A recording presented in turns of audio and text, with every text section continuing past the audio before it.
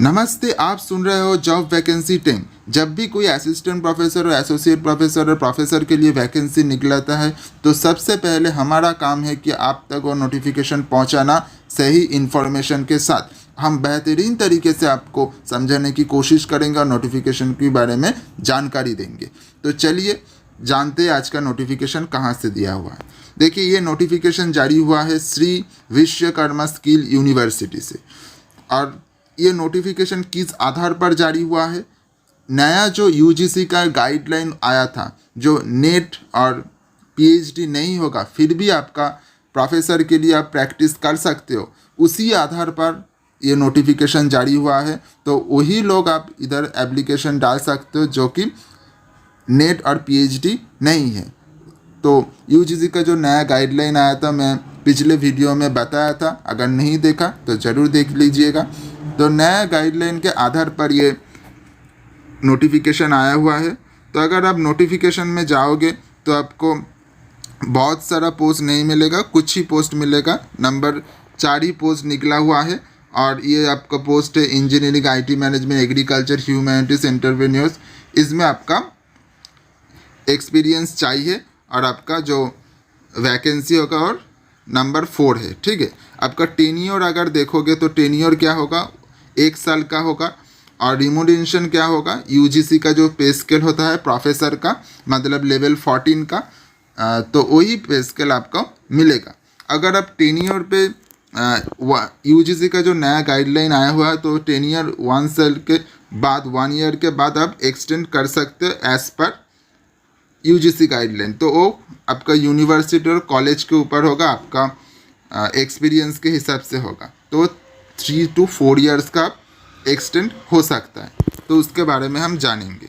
तो पहले आप पार्टीशन करके समझने की कोशिश करते हैं। देखिए, अगर आपका ड्यूटीज़ क्या होगा, आपको क्यों इधर अपॉइंटमेंट किया जाएगा। देखिए, बहुत सारे आप ये यूजीसी का नया गाइडलाइन इसीलिए आया था क्योंकि बहुत सारे इंडस्ट्री में आपका नहीं हो रहा था। तो देखिए, involvement of development, design and courses curriculum, आपका नया नया कोई कोर्स होगा तो उसके लिए बताना पड़ेगा।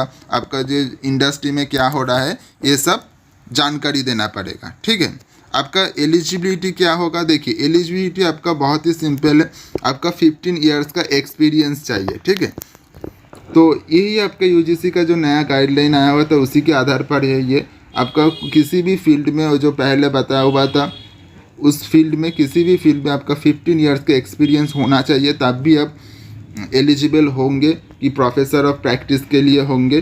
तो आपका जो एलिजिबिलिटी, आपका जो एक्सपीरियंस है, वही एक्सपीरियंस आपको स्टूडेंट पर डिलीवरी करना है, यही आपका काम होगा। ठीक है, तो आपका जो सिलेक्शन प्रोसेस होगा, सिलेक्शन प्रोसेस में अगर जाओगे तो सिलेक्शन प्रोसेस में आपका सिंपल होगा, इंटरव्यू के माध्यम से होगा। और आपका वाइस चांसलर और कोई भी आपका उधर का एच ही आपको इंटरव्यू ले सकते हैं। आपको एक्सपर्टीज़ के आधार पर, आपको ज्ञान के आधार पर आपको इंटरव्यू लेगा और आपका सिलेक्शन प्रोसेस होगा।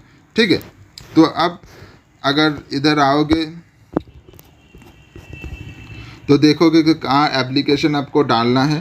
तो इस जीमेल पे आपका एप्लीकेशन डालना है। देखिए, ठीक है, इस जीमेल पे आपका एप्लीकेशन डालना है और आपको 12-10 के